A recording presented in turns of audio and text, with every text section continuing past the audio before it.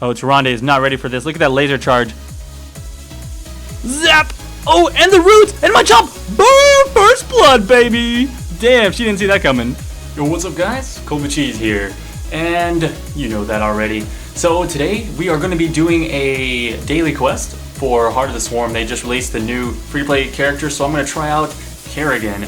And I actually, this time, I'm going to do 2 games on Kerrigan in this one video. What I'm doing is I'm cutting out part of one game and then part of the other game because both of them, the other half is not that good.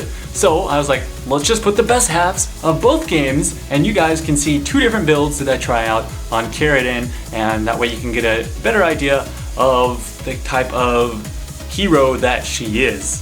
So hopefully you guys enjoy it, and let's get to it. Alright, for the first game, we are going to be doing a somewhat of an assassin style build for Kerrigan. So she's got a lot of options with her talents. And as you can see here, you can do a little bit of utility. I'm going to go ahead and take the path of the assassin for this first trial run of her at the moment. And she's also got some other abilities later on that will give her the empowered attacks where her auto attacks do more damage. And pretty much just stuff like that. So I'm going to make sure to take all of the abilities that make it so that I can just wreck somebody. Oh shit, I said it. Let's try that again. All the abilities that allow me to kill someone very quickly. And that should be good against this enemy team. We actually have another Kerrigan on the team. Of course, like I said, it is a free-to-play hero at the moment.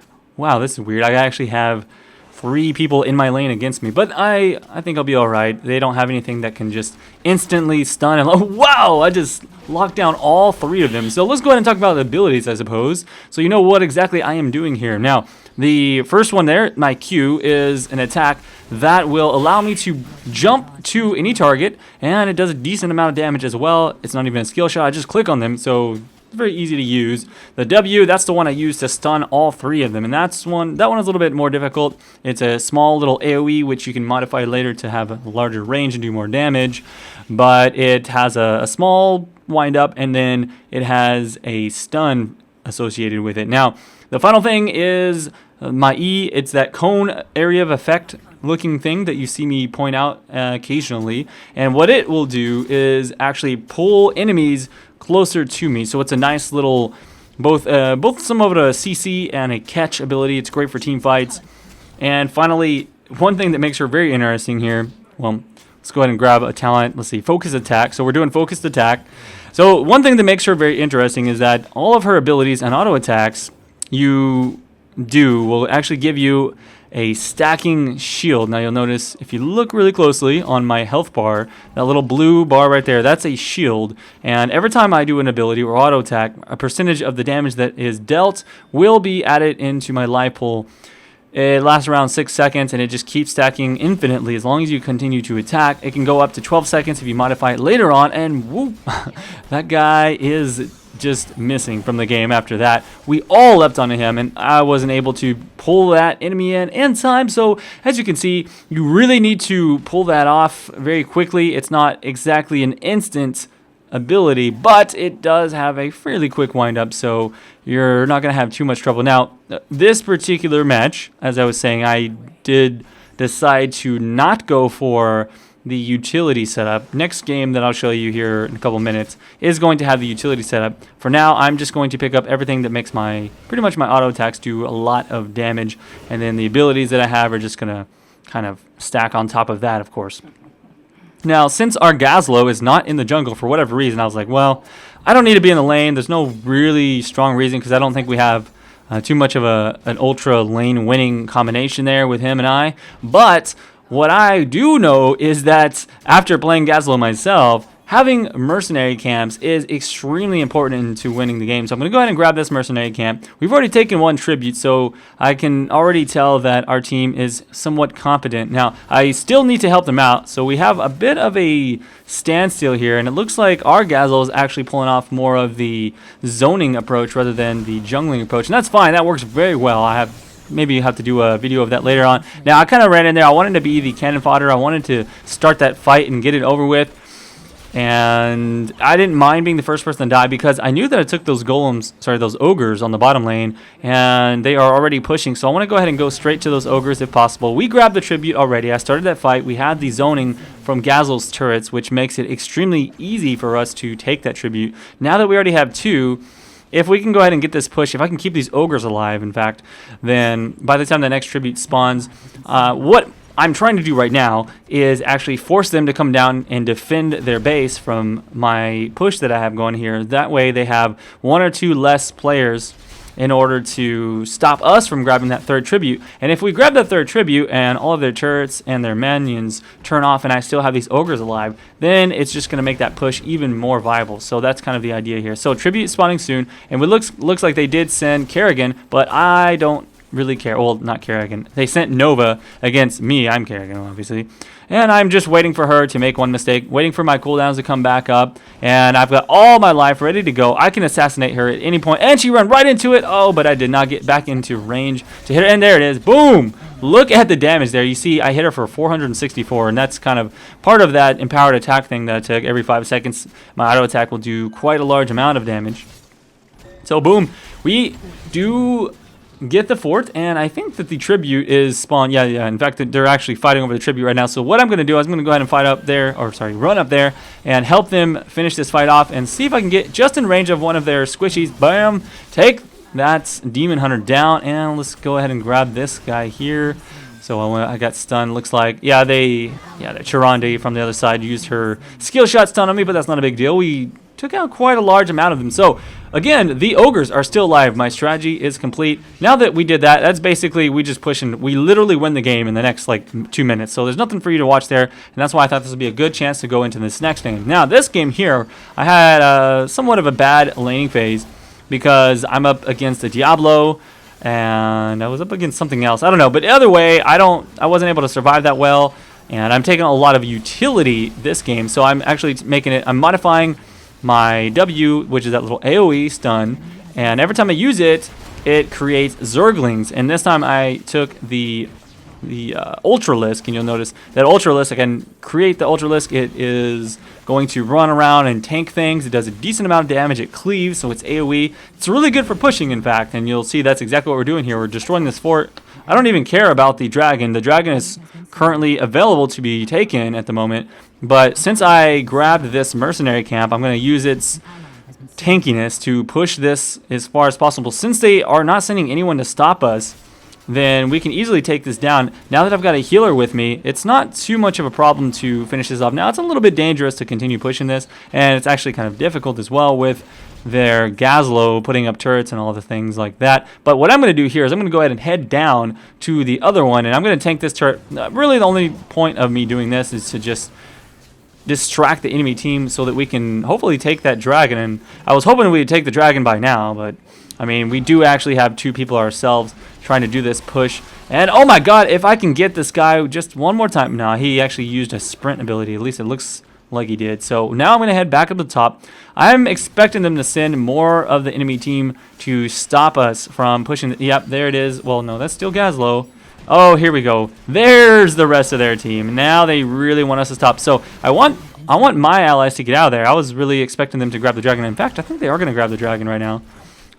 Somebody's pinging it. Well, there's no one there. Hopefully our Nova can grab that. Yep, there we go. So we have the dragon. We're going to be pushing that in. And even though we were losing in the early game, we had a really nice push there in the top lane, and it distracted them long enough so that we can actually regain that momentum. As you can see, we are catching up somewhat on the level. We're still a little bit behind, but I still believe we can win it. Boom, there's the punt. Get out of there. And I should be back up just a few seconds. Hopefully Banana Fluff can get... Oh, yes, this is Tassadar. So Tassadar, again, we've already seen Tassadar. He's very powerful, and he is the DPS Tassadar as well. Boom, look at that damage going on to Stitches. Stitches has to run away. There's nothing he can do against that crazy Tassadar action. Diablo Ultimate comes in, not doing anything really, and I'm alive, coming in on my little pony. I was able to finish off Stitches just a little bit, and I'm going to continue this push. Now, the cool thing about this particular build of Kerrigan, I've taken all of the stuff that modifies my little spikes, my little thorns there. so that I can create those Zerglings, I'm going to modify my Ultralisk so it has more life. And I use the Zerglings and the Ultralisk to just push down those towers and to be overall just a huge nuisance. I've got larger range on my Grasp right there. That thing, well, didn't pull because the tree was in the way, but either way, I've got a huge range on that, so I can pull people in from a very long distance and just make it very easy for me to push things down and be kind of a utility. I deal quite a bit of damage still. I just don't have all of those single target modifiers. So we went ahead and finished off the Nova. I'm going to turn my attention now to Diablo, make sure he does not get away. He falls as well. Their enemy Nova is kind of surrounded by 3 of our guys, and I'm not worried about that. So I'm just going to continue pushing this lane in. This is all I really care about in these games, man. These games are so short. You just have to really push hard.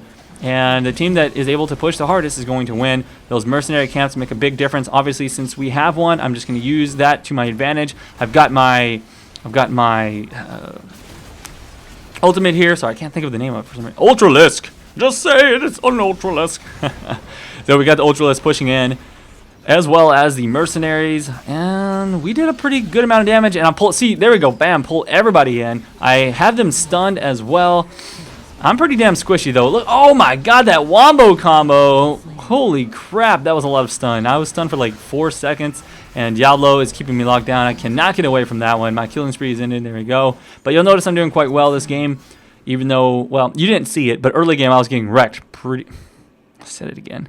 I got messed up pretty hard because I just kept walking in, and it was actually, this is honestly the first game I played as Kerrigan. Oh my goodness. There's the ultimate that Gazlo can do. If you guys were curious, that's his second ultimate. I always do the one that turns me into a tower killing monster, but that is how large his little gravity bomb thing is, and it just pulls in the enemy team. It's really great if you combo it with other stun abilities, especially AoE stun abilities. For example, if you take an ETC, which I haven't actually shown you guys ETC yet, Elite Tauren Chieftain, he is able to do an ultimate that makes the entire enemy team dance. He channels it. They don't move, but they can still be attacked. And if you have that gravity bomb from Gazlo comboed with ETC, it is pretty insane. So my other ultimate I haven't shown you guys is called Maelstrom, but I don't think it's that great. It does quite a lot of damage, and it's good if I want to really go for a nasty assassination build. Basically, it does AoE damage around you. It just shocks things around you. Yeah, that's my best explanation. Sorry. Oh my goodness, there's the bam. That's the wombo right there. The enemy Gazlo just sucked me in, and they had everyone there to finish me off. We did finish off their stitches, so I mean that's good. And Diablo's in here trying to be a menace, but I think we might be okay. Yep, there we go. Nova got the stealth off just in time, and he was not able to pull her out. Got the Lily with the heals helmet. Oh man, that snipe! He saw the little predator wavy thing of the cloak, and the only way to take someone out of cloak is to use a skill shot or an AoE ability. And since he saw that Nova chasing him, he was able to snipe her out with his skill shot. So that was pretty sick, in fact. Overall, it looks like we are going to win this game from what I can tell, because of that quick turnaround. I think that short amount of pushing where we went up and we took the fort at the top lane, it distracted the enemies long enough, and then we started taking the mercenary camps.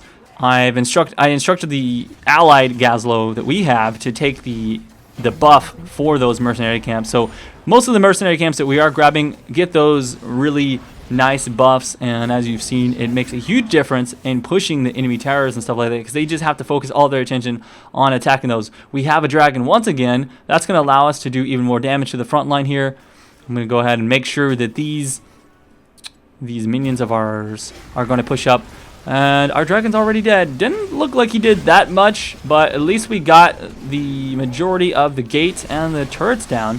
That's going to make it easier for us to actually battle this out here. Man, so much CC, but I am still alive because our Gazlo had his own to counter out the same thing that the enemy did. No big deal. And we've got the golem. Look at that golem, man, just smashing things. That's crazy.